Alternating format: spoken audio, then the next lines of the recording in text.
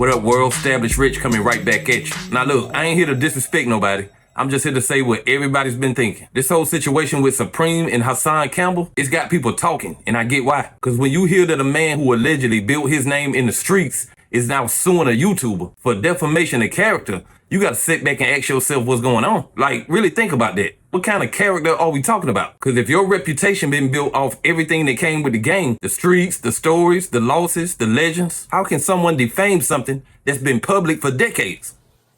Out of all niggas that made videos and had something to say about Supreme, why me? You think I didn't ask that question myself, my nigga?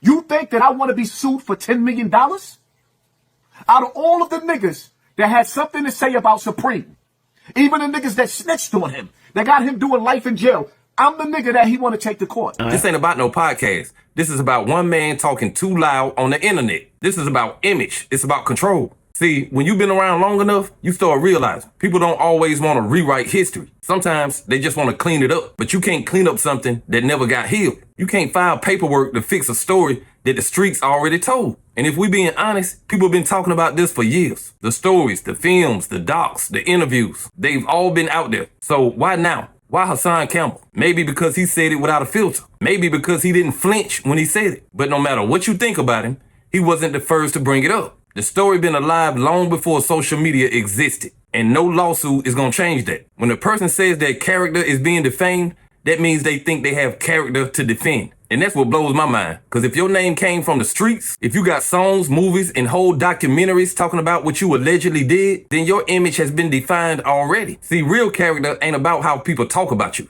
It's about how you change after they talking. You can't buy it. You can't sue your way into it. You earn it through action. And that's what's missing in this whole situation. If you really cared about your name, you would clean it up in the community, not in the courtroom, because a lawsuit might fix your image on paper, but it don't fix your image in people's hearts. Now we living in an age where all of us have a mic, all of us have a camera, and the internet done turned history into headlines. Everybody's commentary can go viral overnight. That's why you got to move careful, because the internet does not have a short memory. You can delete posts, but you can't delete a legacy. And when people feel like you did wrong back then, they gonna speak on it. And when they speak on it, people are gonna listen. That's just how the game works. You can't control the narrative. So instead of suing, instead of arguing, maybe it's time to tell the truth and show some growth. Own it, not defend it. Own it. Because when you own your own story, nobody can use it against you. I'm saying this because the culture still has this weird habit of turning street names into heroes. When a man comes back trying to clean up his image, he should be doing it to heal, not to win an argument. Because if you did wrong, you make it right.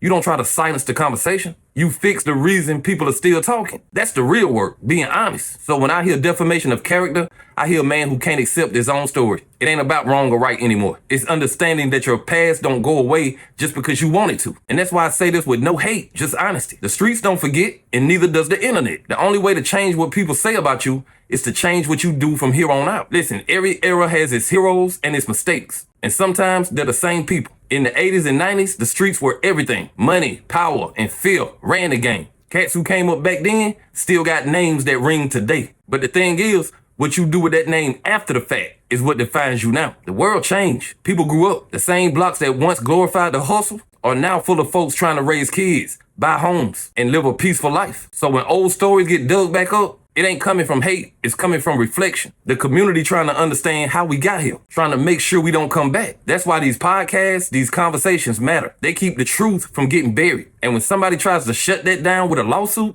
it feels like an attempt to erase what the streets already know. A lot of people still don't get how much image runs the world. Back then, it was street rep. Now it's a follow account. Different game, same rules. Everybody wants to control how they're seen. And that's what this whole thing comes down to. Image control. When your life story has been told 1,000 times, you start getting tired of the parts you can't change. But the truth hurts, and once something is out there, you can't unwrite it. The only thing you can do is outgrow it. A lawsuit won't erase your past. A good deed might. And that's what some of these so-called legends keep messing up. They still fighting to be right instead of trying to be redeemed. The sad part is the kids are still watching. They watch the old heads argue, sue, and spin their stories. And they confused because they hear the word OG and they think it means role model. But role model ain't about age, it's about growth. So when they see somebody from back in the day still playing victim, they learning the wrong lesson. They start thinking accountability is optional. They start thinking respect comes from being loud, not being right. And that's why these type of conversations can't die. We got to keep talking about what real change looks like. Real change ain't fancy, it's quiet. It's showing up, It's saying my bad and actually meaning it. Listen, everybody wants a second chance, but you gotta earn it. There's a difference between being forgiven and being forgotten. And too many of y'all confuse the two. Forgiveness comes when you admit the damage. Forgetting comes when you fix it. And the crazy part is, you can't force either one.